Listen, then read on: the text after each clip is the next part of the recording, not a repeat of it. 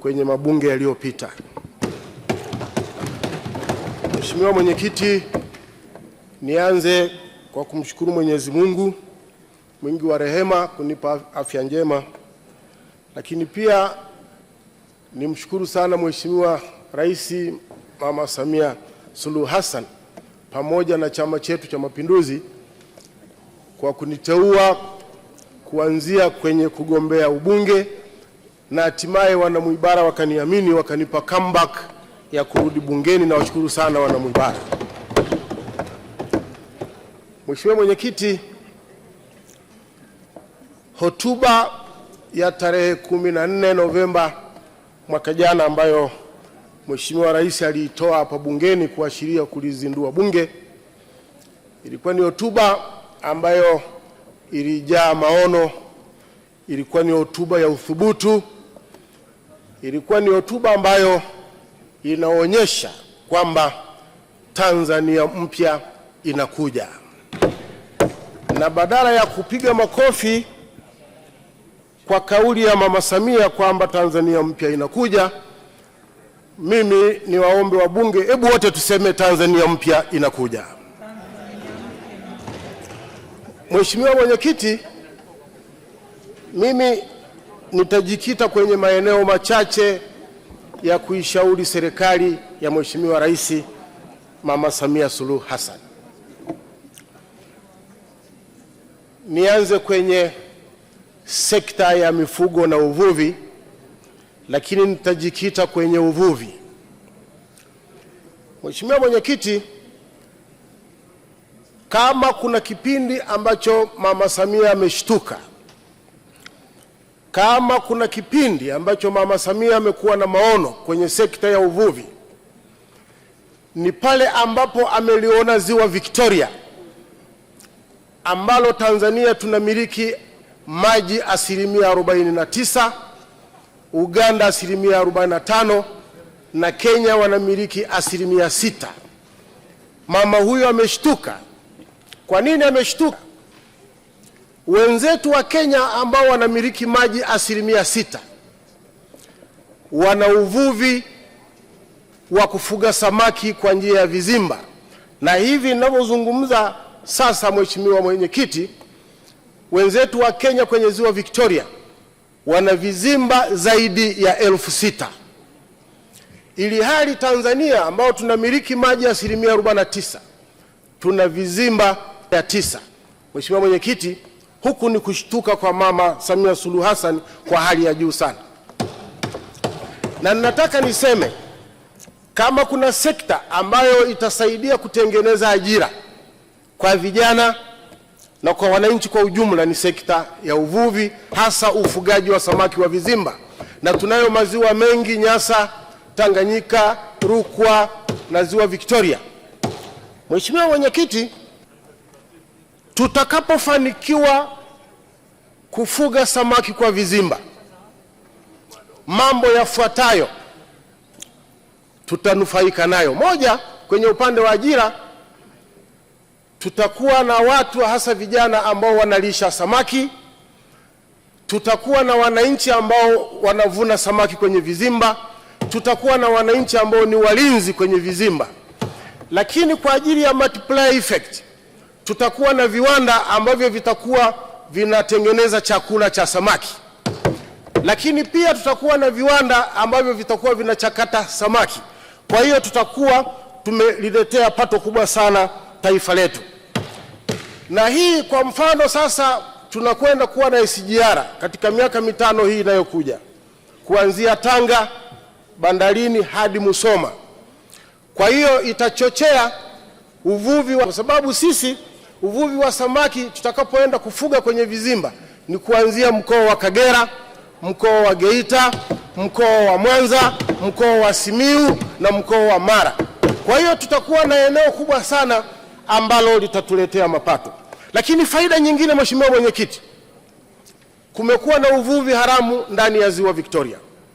Kwa hiyo serikali itakapokuja na mpango mkubwa sana wa kufuga samaki majini, wavuvi hawa ambao wanavua kiharamu ndani ya maji ya ziwa Victoria, wengi wataenda kwenye kufuga samaki kwenye vizimba, kwa sababu watapata mikopo. Kwa hiyo tutaweza kuwa na samaki ambao wataanza kuzaliana pamoja na kuongezeka. Lakini pia kwa kuwa samaki wameisha ndani ya ziwa Victoria, ziwa litapumua, Mheshimiwa Mwenyekiti, kwa sababu wavuvi wengi wataenda kwenye vizimba na hivyo kuliacha ziwa kwa muda mrefu likipumua na samaki kuendelea kuongezeka. Kwa hiyo Mheshimiwa Mwenyekiti, maono haya ya Mama Samia Suluhu Hassan ni maono ya hali ya juu sana. Mheshimiwa Mwenyekiti, niende kwenye eneo jingine. Unajua Mheshimiwa Mwenyekiti, ilivyotangazwa kwamba tarehe 14 Novemba Mheshimiwa Rais atalihutubia Bunge, Watanzania wote kwa makundi mbalimbali, akina mama, wazee, vijana, wafanyabiashara, mama ntilie, kila makundi yalisubiri kwa kiu tarehe 14 Mama Samia anakwenda kusema nini atakapokuwa analihutubia Bunge. Mheshimiwa Mwenyekiti, ukiangalia hotuba ya Mama Samia kuanzia ukurasa wa kwanza mpaka ukurasa wa 40, amezungumzia mambo mengi sana kwa sekta na namna ambavyo amejipambanua mikakati mbalimbali ya miradi ya maendeleo. Lakini makundi haya ambayo yalikuwa yanamsikiliza Mheshimiwa Rais, na mimi siku hiyo nilikaa hapa nilipo, Mheshimiwa Mwenyekiti, Mama Samia akiwa hapo analihutubia Bunge, nilimtazama usoni Mheshimiwa Rais, nikaona dhamira yake wakati analihutubia Bunge, anaongea na Watanzania. Niliona kabisa anamaanisha na ana dhamira ya dhati kututoa mahali ambapo tumefika sasa kwenda kwenye nchi ya asali na maziwa. Sasa makundi mbalimbali haya Mheshimiwa Mwenyekiti yaliyokuwa yanamsikiliza, wengine kwenye runinga majumbani, wengine vibanda umiza, wanamsikiliza Mama Samia kama nilivyotaja. Kuna kundi moja ambalo nataka niliongelee, ambalo nalo lilikuwa linamsikiliza Mama Samia Suluhu Hassan, na hilo kundi linapatikana ukurasa wa 37 kwenye uwajibikaji na utawala wa sheria. Mheshimiwa Mwenyekiti, tutaongea sana wabunge, tutaongea, tutajadili, tutatenga fedha Mheshimiwa Mwenyekiti, matrilioni kwa ajili ya miradi ya nia njema ya Mama Samia, lakini hatutafanikiwa. Maono haya hatutayafikia kwa sababu Mama Samia alihitimisha kwa kusema yafuatayo. Naomba ninukuu: tumezungumzia masuala mengi, ila msingi wa mafanikio yote haya ni utawala wa sheria, uadilifu, uwajibikaji katika kila ngazi kuanzia juu mpaka chini. Kwa msingi huo, na ili kuhakikisha wananchi wananufaika na rasilimali za nchi pamoja na kupata huduma wanazostahili, tutaelekeza jitihada zetu kwenye mapambano, narudia, kwenye mapambano dhidi ya rushwa, ufisadi, ubadhirifu, uzembe, ukosefu wa nidhamu na maadili. Ni lazima tudhibiti wachache wanaotaka kuturudisha nyuma kwa kuendekeza maslahi binafsi. Mwisho wa kunukuu. Naomba niende ukurasa wa 40. Mheshimiwa Rais alimalizia hotuba yake kwa kusema, namuomba Mungu kuwa mwisho wa utumishi wa awamu ya 6 usipimwe tu kwa vitu, bali pia kwa tabasamu la utu litakaloachwa kwenye nyuso za Watanzania. Mheshimiwa Mwenyekiti, Mama Samia aliona, pamoja na kwamba ana maono ya dhati ya kutupa Tanzania mpya, lakini dhahiri aliona kwamba kuna matishio, kuna viashiria vinavyoweza kukwamisha Tanzania mpya kutopatikana, na ndiyo maana akajipambanua. Lakini niboreshe eneo hilo kwamba pamoja na kwamba alibaini hivi vihatarishi, matishio haya, niboreshe eneo moja ambalo na lenyewe tusipoliangalia ndilo litakalo haribu mipango mizuri ya serikali na kuendeleza ufisadi pamoja na ubadhirifu ndani ya nchi yetu ni kundi la machawa. Mheshimiwa Mwenyekiti, machawa ni kundi hatari. Machawa ndimo wanamojificha mafisadi, machawa ndimo wanamojificha wabadhirifu. Na bila kushughulika na machawa ambacho ni kichaka wanamojificha, kukichoma moto na kukifyekelea mbali, maono yote haya hayatafanikiwa. Mheshimiwa Mwenyekiti, sambamba na haya lazima yafuatayo pia serikali iangalie. La kwanza ni kuhakikisha kwamba mihimili ya dola, mahakama, bunge pamoja na serikali inakuwa ni mihimili iliyo huru. Bunge liwe huru.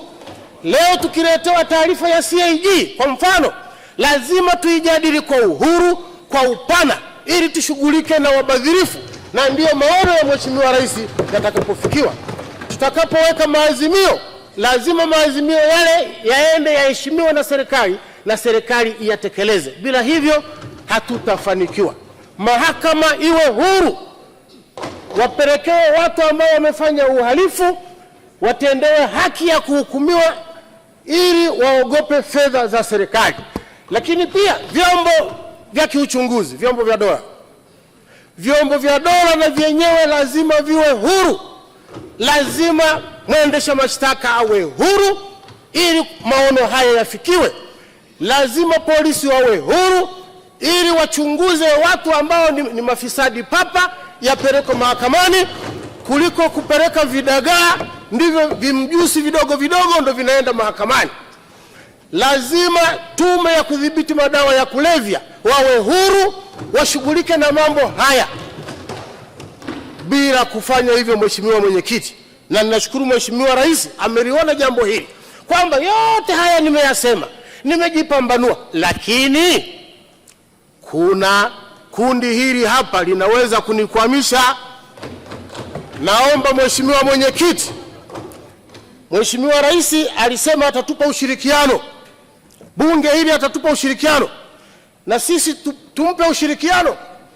Haya mambo ya kuleta masuala ambayo ni muhimu, masuala ambayo wamejificha kwenye uchawa, kumbe ni madalali wa rasilimali za serikali, wanajificha kwenye uchawa, kumbe ni wahujumu uchumi, alafu tunawabaini. Tuache mambo ya kufunika kombe mwanaharamu apite. Tusikubali mambo muhimu kama haya. Mama amejipambanua, anataka kumaliza awamu ya 6, aliache tabasamu la utu kwenye macho ya Watanzania. Haya mambo ya kuitana kwenye chama sijui party caucus, kuna jambo zito, lifisadi limetikisa nchi, lakini kuna watu wengine ambao pengine wako connected na hilo lifisadi na hilo lihujumu uchumi. Mnatuletea mambo kwenye party caucus, hiyo haitakuwepo hiyo, na hiyo imetoka imeenda hiyo. Mheshimiwa Mwenyekiti, tunataka tumsaidie Mheshimiwa Rais. Hivi kweli Mheshimiwa Mwenyekiti, kama kundi hili halitadhibitiwa kwa nguvu zote, na mimi niwaambie kwetu Msoma tunasema vita ni vita mra, lazima tupambane. Itakuwaje wananchi Mwibara pale tunahitaji maji, na Mheshimiwa Rais maono yake anasema tutakuwa na grid ya taifa ya maji, alafu fedha zinaliwa na haya mamjamaa? Mwibara watapata wapi maji? Mwibara tunataka kupata vizimba vya kufuga samaki, alafu haya majamaa yaendelee kula pesa. Mwibara tutapata wapi vizimba vya kufuga samaki? Mwibara tunataka pembejeo, tunataka kulima, alafu haya mamjamaa tuyaache kwa kufunika kombe mwanaharamu apite. Hakuna hiyo. Mheshimiwa Mwenyekiti, lazima nchi hii watu wapate Tanzania mpya inayokuja. Asante sana Mheshimiwa Kangi Lugola, nimekuvumilia, muda umeisha. Asante sana Mheshimiwa Mwenyekiti, naunga mkono hoja 100%. Asante sana Mheshimiwa.